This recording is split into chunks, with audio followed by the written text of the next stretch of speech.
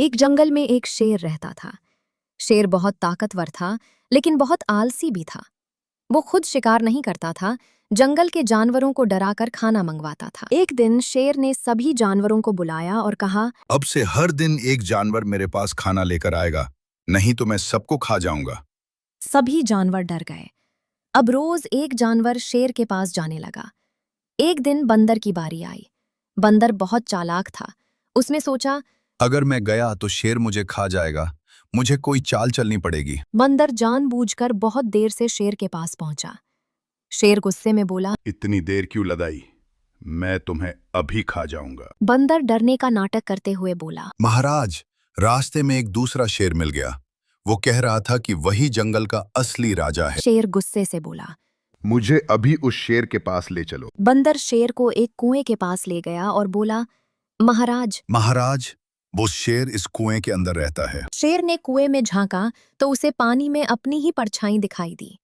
उसे लगा दूसरा शेर है। वो जोर से दहाड़ा और कुएं में कूद गया।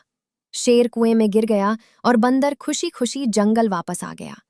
सभी जानवर खुश हो गए और बंदर की बुद्धि की तारीफ करने लगे। शेर के कुएं में गिरने के बाद जंगल में खुशी का माहौल था।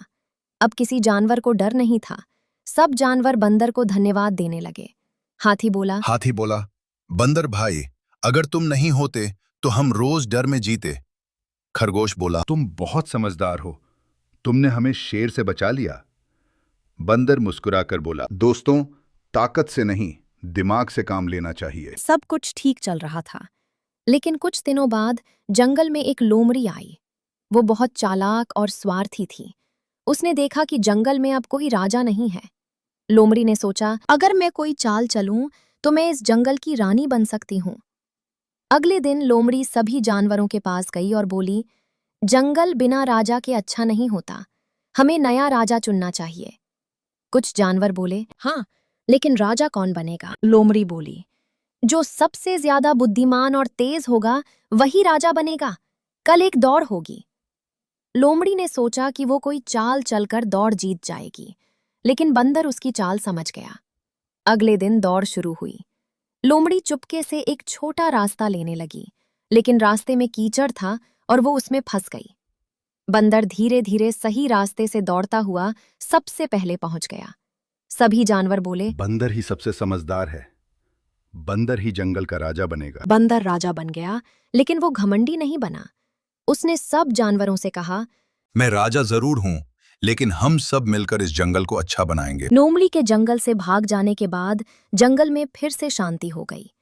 सभी जानवर अब खुशी खुशी रहने लगे। बंदर अब जंगल में सबका सबसे समझदार दोस्त बन गया था। एक दिन जंगल में बहुत तेज बारिश हुई। बारिश कई दिनों तक रुकने का नाम ही नहीं ले रही थी। नदी का पानी बढ़ गया और कई जानवरों के घर पानी में डूबने लगे। खरगोश रोते हुए बोला, अब हम क्या करें? हमारा घर तो पानी में चला जाएगा।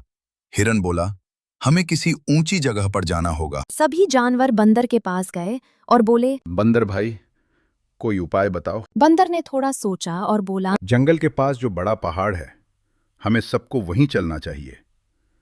लेकिन छोटे जानवर वहां तक कैसे पहुंचेंगे?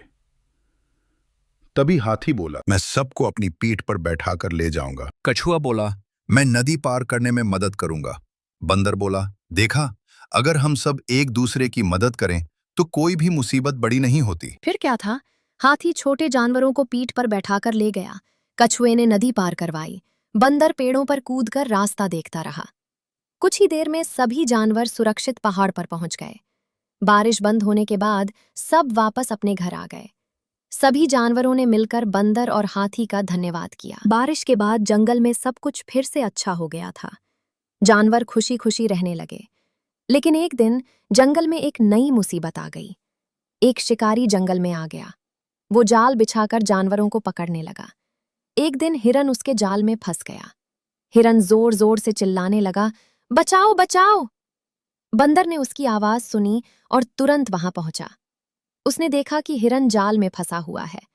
बंदर बोला, बंदर हाथी, चूहे और कछुए को बुलाकर लाया।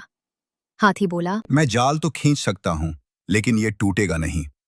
तभी छोटा चूहा बोला, चूहे ने अपने तेज दांतों से जाल काटना शुरू किया।